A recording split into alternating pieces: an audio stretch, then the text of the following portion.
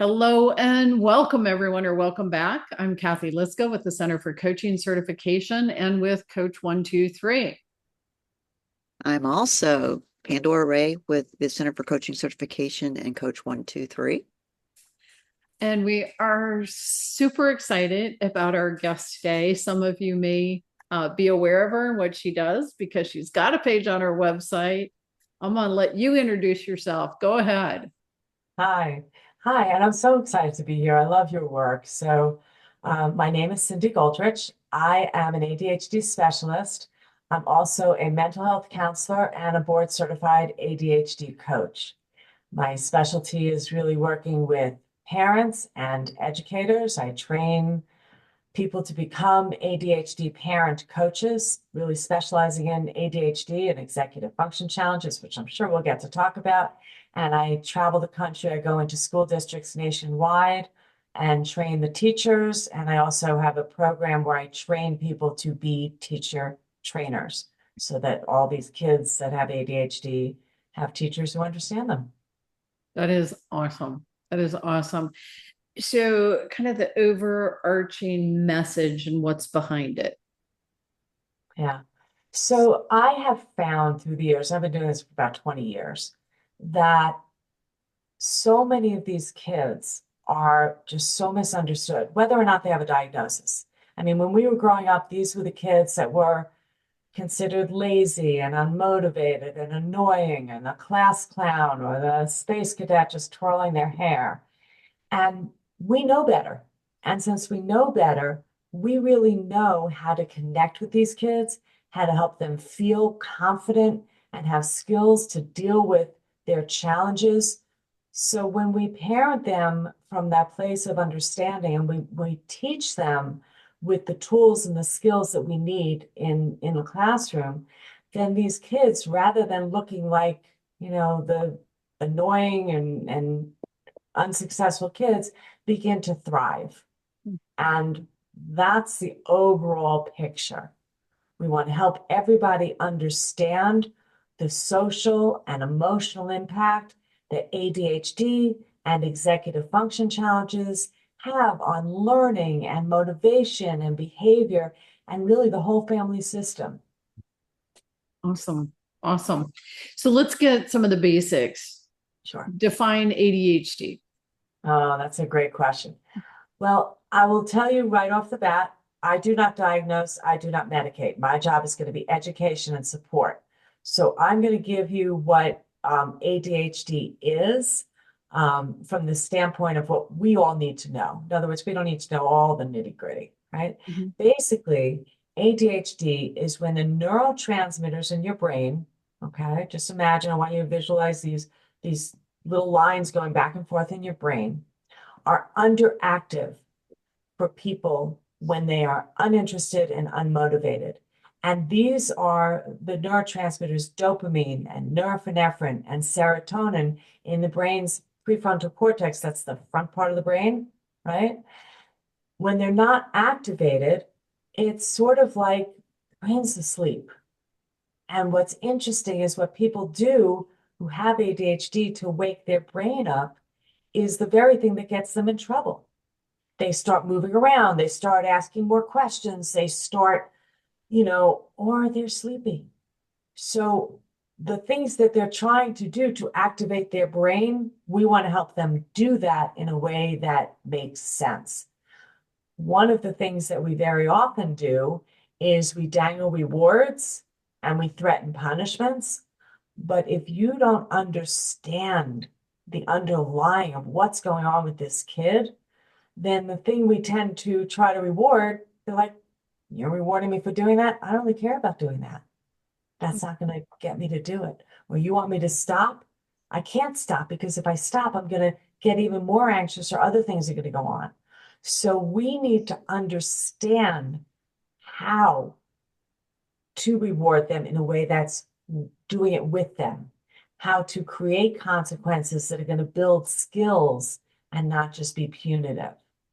So when I talk about the definition of ADHD, what I'm really saying is, let's understand what this is at the core.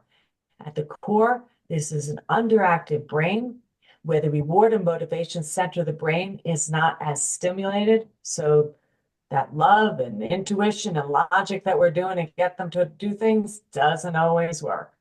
We need specific tips and tools and strategies. And I would say coaching, which is, I know that's your practice and that's my practice. That's where this all comes in, because it's about helping people gain awareness. And we're not going to help them gain awareness by just telling them what to do. Right. Do it differently. Do it my way, right? That's not going to do it. I want to help Johnny understand his brain. I want to help Johnny understand why things are challenging. I want to help Johnny's mom and dad understand that when they're just saying to the kid, hey, if you just hurry up and get your work done, you can go out and play, why, that's really just triggering them. So that's where the coaching comes in, because we have to help them understand their own belief system and then ask them these powerful, directed questions to raise their own awareness and give them the skills to interact. Yeah. Yeah, that's awesome. That's awesome. Okay, so now define executive function challenges. Absolutely. So what's interesting is, as I said, I've been doing this for about 20 years, and I still remember sitting in a national conference, I think it was about 2008, where we were for the first time on a broad scale talking about executive function. And of course, if you don't know what executive function is, you're thinking, executives, right? Sitting in an office, executive and how they function. Nothing to do with that. Executive function is again, that prefrontal cortex that I mentioned, and I'll just digress a moment. If I say the brain, here's a simple sample of the brain. Here's your brain. Here's the back of your brain, where your brain stem is, where your amygdala is. That's the primitive part of the brain, where the emotions are. And then we develop from the back of the brain to the front of the brain. This is where your prefrontal cortex is. Well, this is where your executive function system is, which I'll explain, right?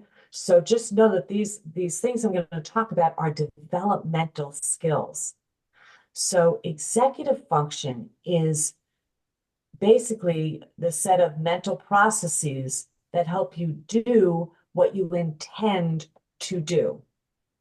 It's things like initiation, that ability to just get started on something, planning, organizing, managing your time, managing your emotions, right? Being a flexible thinker. These are all executive function skills, right? Should I give an example of one in particular? I'll go on a deep dive on. Yeah, please. Yeah. So working memory. So we have three kinds of memory, right? We have our short-term memory. I need to go to the store and get juice and eggs and milk, right? I've got kind of my list. That's my short-term memory. For many of us, we have to write that down, right? Because we can't even remember that anymore. I digress. Then we've got our long-term memory. Do you remember doing long division, right? I'm sure you can conjure up in your mind. That's where you write that little line and you write the big number and the number you're dividing into, and there's all these steps. That's your working memory. To use your working memory, that's sort of your brain's search engine, where you're integrating what you already know, which might be the process of doing long division, with the new information you have, which might be the numbers you need to use, right? So what happens is, we know that when we're under stress and pressure, our working memory gets taxed. It's harder for us to access our working memory. So that's when you might start writing a lot more lists and figuring out and feeling stressed. We also know that people who have ADHD, very often, having nothing to do with their intelligence level, have a weaker working memory. And sometimes it's much weaker. So you could have a kid or an adult who's highly intelligent, but their working memory is really low. So let me give you an example of how that plays out, let's say in the parenting world. Excuse me, I'm just gonna wipe my nose. So In the parenting world, let's say I said, hey, Johnny, do me a favor, go upstairs, get your backpack, your shoes, your tennis racket. On the way downstairs, could you grab my water bottle and see if I shut my light off? And what do you think the emotion, and I know some of the emotion of some of the parents, they're like, oh, my kid can't do all of that. I'm lucky if he even comes downstairs, right? So the emotion very often we feel is that frustration. Oh, why doesn't Johnny listen to me? He doesn't pay attention, right? Or that anger or that exhaustion. But now, what if you knew that working memory is a construct? So that means that maybe Johnny just can't hold on to all of those thoughts and integrate that with he's already thinking, oh, I can't wait to go see my friends. And oh, you know what? I wonder what the weather's like. And like all these other thoughts. So now he's not able to do it. So now that I realize, Johnny's got a weaker working memory. And by the way, remember I said this is all developmental? Johnny's only 8 years old, so his working memory isn't even fully developed yet. It's not at the level that ours is, right? Although I would argue that ours starts declining as we get older. But again, I digress. So if I know Johnny has a weaker working memory, what are some strategies I can use? Any ideas? I've got plenty, but I'll see if you have anything come to mind. You got to manage how many things at one time. Yeah. So I may give him a list of what he needs to do. I may tell him 2 or 3 of them and then say, okay, then I'll tell you the rest of them. I may ask him to repeat it back to me. I may draw a picture of it. In other words, there's a lot of strategies I can give him. And again, this is where I will argue the coaching comes in. Because if I'm thinking that the problem is just, I need to keep, telling him and he doesn't listen and he better pay attention to me, how's that working for us? Not working for us. So now I'm going to engage with the parent and the educator, and I'm going to say, what do we think is getting in the way? Let's really explore this. And then we're going to come up with our thoughts, and we're going to then go into what can we do about it? And how can I, as the coach, help you be accountable to that? Right?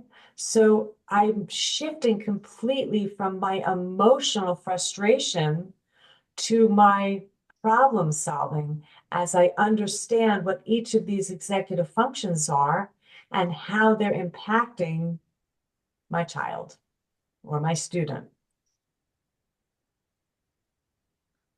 Do you have some questions about, I do. It's for those of us who think big picture and in systems, I'm hearing the family structure, or at least the parents, and I'm hearing the school structure, the educational system.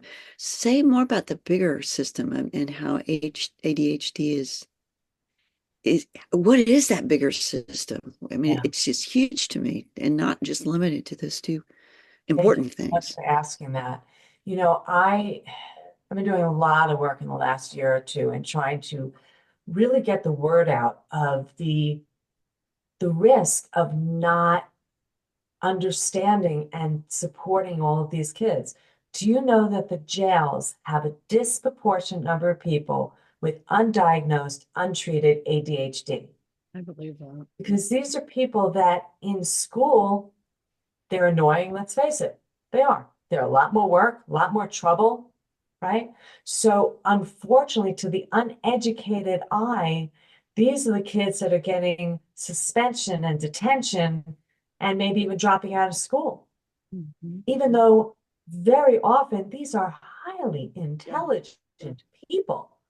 But I mean, like off the charts sometimes intelligent people, but they're not getting their needs met. So what's happening in society is we are, I'm giving you the extreme example of the kids, that end up in jail, but think about the mainstream. Think about the kids that maybe aren't taking the advanced level classes. Think about the kids that aren't, getting the opportunities to go to the schools where they're going to be really stimulated or getting the job where they're going to be really stimulated.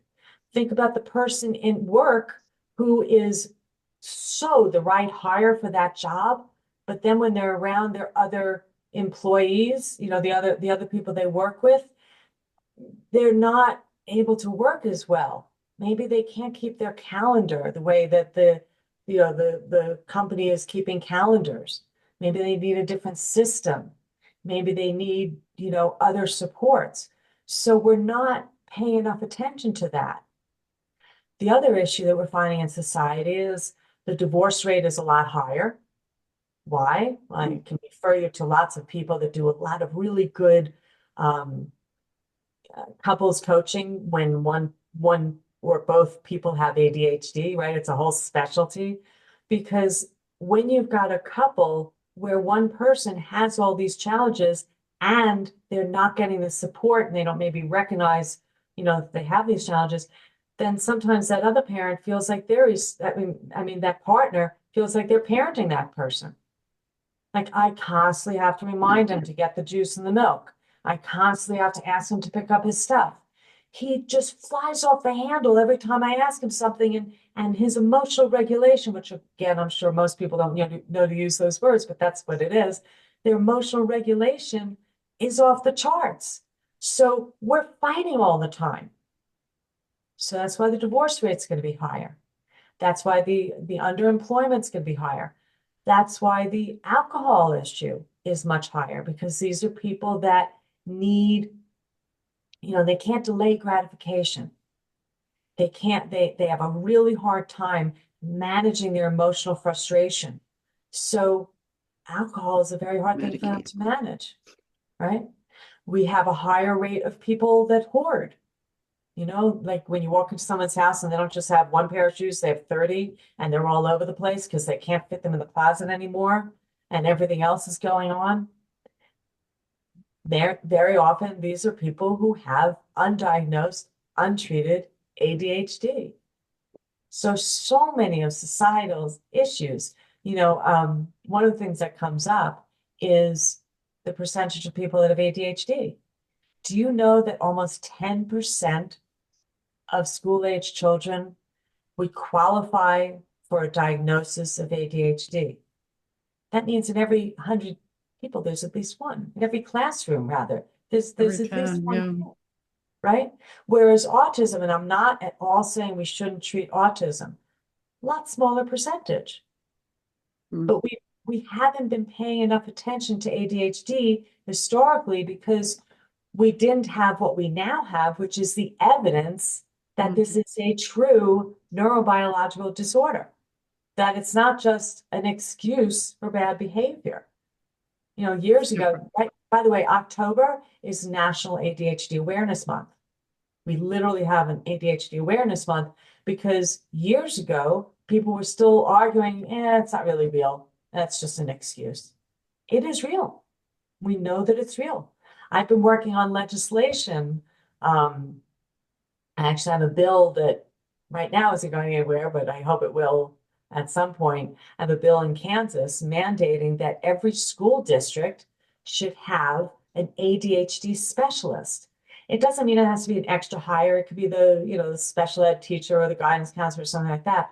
But wouldn't it be great if in every school district we had a person who really understood all of this, right? That would make a big difference. Wouldn't it be great if every time a physician or a neuropsychologist or a psychiatrist diagnosed a kid with ADHD, in addition to giving them a script for, let's say, Adderall or Ritalin or whatever else, they also gave the parent a script for parent coaching? Because when the parent understands all of this, they're able to interact differently with their kid, right? That's so fascinating. Part of as a coach and my commitment to honoring the field, if you will, and being empathetic and being compassionate and accepting and inclusive and looking at inequity. What can I do as a coach to reinforce my awareness and sensitivity to clients, whether or not they're diagnosed or telling me or whatever? What can I do Yeah, to be that's a true to great my question. profession?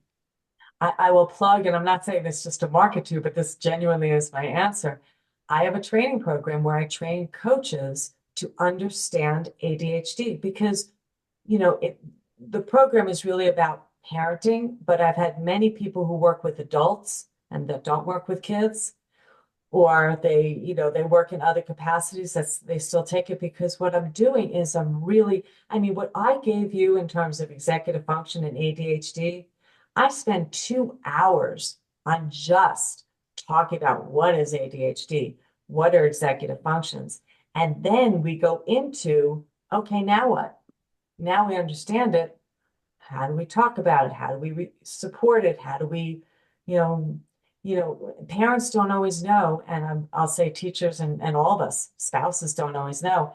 Am I enabling or supporting every time I go in and help that person? Right? And what kind of boundaries are going to help someone feel accountable and responsible, but also respect the limits of what they're allowed to do? Mm. And as I said before, what kind of consequences are going to build skills and not just be punitive? When parents say, if you don't do this, I'm taking away your phone for a week. Well, did that help the kid learn how to do it? No. What it did, I would argue, is make the kid frustrated, angry, and more determined to get that phone back and figure out what to do to but it doesn't give them, in other words, kids do well if they can, not just if they want to. That kid wants to behave. Nobody wants to get in trouble. These kids don't want to stay inside and do their work for 3 hours when their friends are outside playing. They just don't know how to do their work in any less time. I'd rather focus my energy on helping that kid figure out how to work more effectively. Mhm. Hope that answered that question. Yeah, no, I think it's great. So I want to set up a couple of things. So first off, how often is ADHD or executive function challenge undiagnosed? That's a great question. I would say this. I'll kind of reverse the question a little bit. People ask me all the time, do you think ADHD is overdiagnosed? And I say yes. But I also think it's underdiagnosed. I think it is very often misdiagnosed because what happens is, in order to diagnose, you need to be a doctor of some sort. You could be a nurse practitioner, you could be a psychiatrist, psychologist. There are lots of categories of people that can diagnose. And we do know what a full diagnostic workup looks like. We don't have to do it. You could just say, yeah, sounds like it's ADHD. Okay, I've diagnosed you, you have ADHD. So until we get to that point where we're saying, okay, we need to really go through these procedures and see, did we do a full family interview? Have we learned that this is not something that's just going on now all of a sudden, but this has been a chronic situation? Is it showing up in multiple settings? It's not just because in school the kid's being bullied by someone, so he's always acting out. We know that it's happening everywhere. So until we reach that place, I think that, we're not there yet. But I will say this, I do not look at ADHD as a disorder. It's attention deficit hyperactivity disorder. I think of it as a difference with inherent Yeah. challenges. If I say the word spectrum, what do you guys usually think of? If you say what? If I say the word spectrum, Okay. Yeah. most people think autism. Mhm. I say let's put that word autism on the side and reclaim that word spectrum. We are all on a spectrum. We Mhm. all have our strengths and our weaknesses and all of that, right? But if we don't know how to work with it, that's where we get into trouble. So I look at ADHD as a difference with challenges. Yeah. Which And is, to yeah, me, in some cases, people with ADHD actually have a skill set that people without it don't have.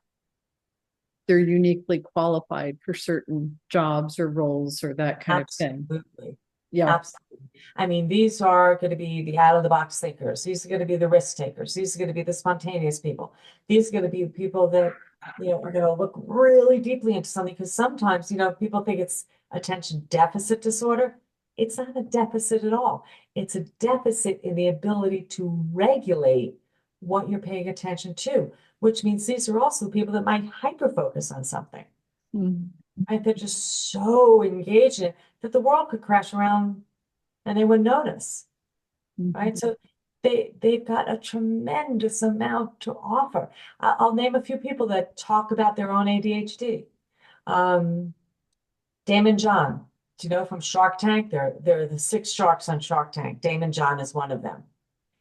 He said, I heard him receive an award for advocacy. He said that of the six sharks, four of them have dyslexia, right? And I would suspect a bunch of them may have ADHD as well. People like Richard Branson, who started Virgin Atlantic, right? Virgin Airlines. People like Michael Phelps, right? Who tremendously successful, but we saw he had a few years there where it wasn't so successful because he let go of his tools and his strategies. And that's where that ongoing coaching sometimes is so valuable. Yeah. So share some examples or stories. You work with parents, you work with teachers, you teach them this. What's the impact? Huge. One of the things that comes to mind is I was coaching years ago a parent who had a 12-year-old. And you know, those 12-year-olds, those 13-year-olds, they don't want to know from mom and dad, right? And he said, we're just fighting all the time. We have no relationship, right? By the way, what's the job of a teenager? If I say black, white, that's developmentally their job. Their job is to start to separate. So add in all these challenges and you're going to get a lot of attention. So after he was working with me for a while, we talked about his relationship with his daughter and how to open it up, and through coaching, talking about like how to maybe engage and ask questions and reduce some of the stress and all that. He came and he said, my daughter came and sat on my lap and said, Dad, what do you want to do today? And he said, I sat there crying. And I get emotional when I hear it. Mm. It just shifted that whole relationship. Yeah. Yeah. It's And you powerful. see it in the classroom too. Oh, Teachers that didn't understand their ADHD students. And if mhm. they have 30 kids, with your statistic, three of them are ADHD. That's right. And they probably eat up 90% of the teacher's time and energy. They do. They do. And that's why, listen, I'm just going to put a plug in there.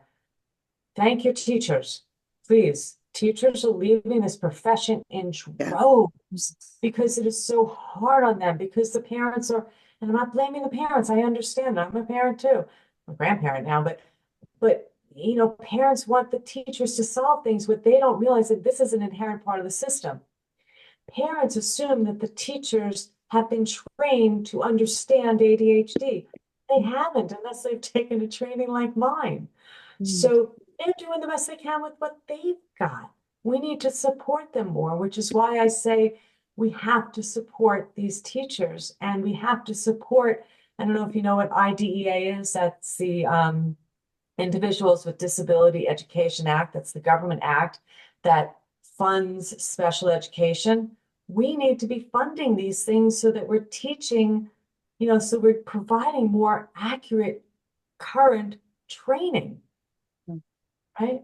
We need to help the doctors understand that we can't just keep giving out scripts, that there's a profession out there called parent coaching, ADHD parent coaching, and that we need to help the parents have these skills. Yeah. And to me, the picture is so much bigger because you help the parents. Okay, now they can help their child, which changes the family dynamic, any other siblings in the family, that kind of thing, not to mention all the extended family. You help the teacher. Now they know how to manage that child in the classroom. That helps all the other kids too. Yeah. It's, it isn't just, oh, we're only going to help 3 kids out of 30. It's no, we help those 3 kids and it helps everybody. Yep. Yep. It's like putting a pebble in the water, right? You see all those ripple effects, Yeah. which is vital. Yeah. Yeah. Yes. It creates a lot more compassion. Yeah. Yeah. Tell people who are interested how they can find you and find out more about what you're doing. Absolutely. Thank you for that. So again, my name is Cindy Goldrich. My website is ptscoaching.com. That stands, by the way, for Pathways to Success, PTS, because I think these kids have this kind of a pathway. It's not a straight pathway, right? So they can find me there. You can email me, Cindy, C-I-N-D-Y, Cindy at ptscoaching.com. I'm very responsive. I'd like to connect with all the people that want to take my trainings and my classes. And that, I've got coaches who work with kids. I would say mostly high school and college kids. I've got coaches who work with parents. I've got coaches who work with adults. I have a training program to become an ADHD parent coach trainer, which, by the way, information is on Cathy's website on there, because I so believe in Cathy's work. And I always tell people, I'm going to give you all the content knowledge you need. The coaching skills, you're going to go to Cathy for that, right? I integrate it, I model it, but I'm not teaching the core competencies that I think are so vital. So I've got that program, and I've got the teacher trainer program where you can train to become a teacher trainer and go into school districts. And I also go into school districts nationwide, and actually worldwide. I have a practice as well.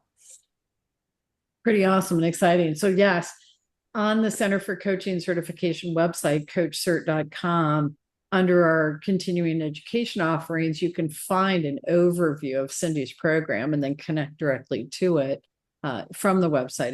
It's great stuff for people who have that interest, that passion as far as that goes. So that's exciting. Closing thoughts? Yeah, you're not alone in this journey. You're really not. Oh, and by the way, I should plug my 2 books that are on my shelf over there. One book was written for parents. It's the 8 Keys to Parenting Children with ADHD. And the other one is ADHD, Executive Function and Behavioral Challenges in the Classroom. That's written more for professionals. So however you want to access me and the information, I'm happy to interact with you. Yeah. Yeah.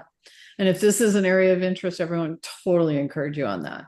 So good, really good stuff. And of course, do come visit us as well.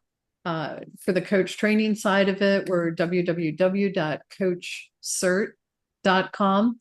And then we also provide coaches through www.coach-123.com. So, thank you. Thank you. Bye, Cindy. Good stuff. All right. Make it a great one, everyone.